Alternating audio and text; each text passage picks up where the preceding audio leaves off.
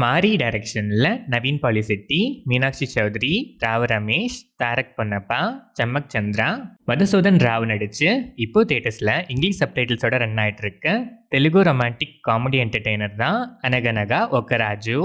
ஜமீன் பரம்பரையா இருந்தும் சொத்து எல்லாத்தையும் பெண்களுக்கு வாரி வழங்கின ஜமீன் தாத்தாவால நவீன் பாலிசெட்டி பேருக்கு மட்டும்தான் ஜமீன். பெருசா சொல்லிக்கிறதுக்குன்னு சொத்து எதுவுமே மிச்சம் இல்லை. பெருசா வேலை பார்த்தும் பழகாம சொகுசாவே வாழ்ந்ததால கஷ்டப்பட்டு சம்பாதிக்கிற திறமையும் இல்லை. அதனால சொகுசா ஆல்ரெடி நிறைய சொத்தோட இருக்க ரிச்சான பரம்பரையில ஒரு பொண்ணை பார்த்து கல்யாணம் பண்ணி செட்டில் ஆகலான்னு பொண்ணு பார்க்க ஆரம்பிக்கிறாரு.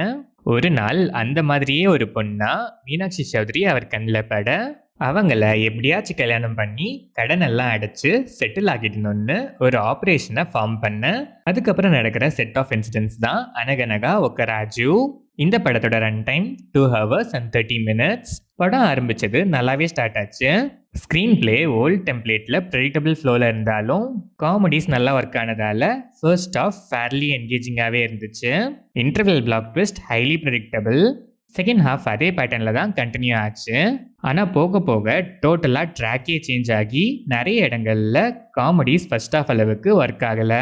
ஸ்டில் ஒரு சில காமெடிஸ் ஹிலேரியஸாகவே இருந்துச்சு. பட் ஒரு சில காமெடிஸ் கிளீஷடாகவும் இருந்துச்சு. ப்ரீ கிளைமேக்ஸில் தான் சொல்ல வந்த கான்ஃப்ளிக்டை ஸ்டேஜே பண்ணியிருக்காங்க. சொல்ல வந்த மெசேஜ் அண்ட் கான்செப்ட் நல்லாவே இருந்தாலும் ப்ரெசன்டேஷன் கொஞ்சம் ட்ராகியாக இருந்துச்சு.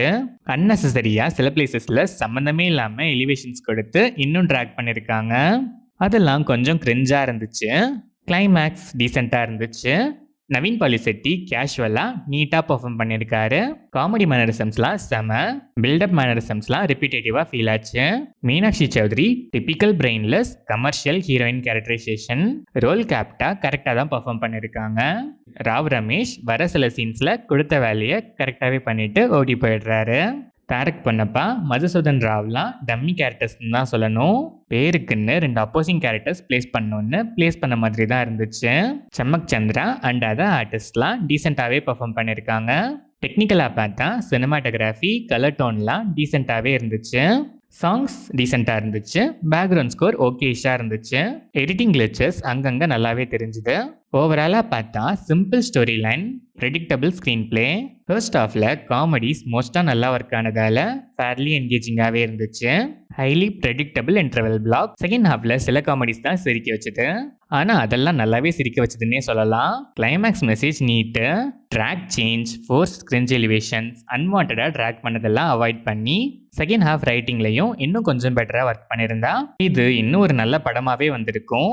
இப்போ ஒரு அபோவ் ஆவரேஜான ரொமான்டிக் காமெடி தான் அனகனகா ஒக்கராஜு. பார்ஷியலாக என்டர்டெயின் ஆனால் எனக்கு ஓகேங்கிற மைண்ட் செட்டில் இருக்க ஆடியன்ஸ் ஒன்ஸ் ட்ரை பண்ணி பார்க்கலாம்.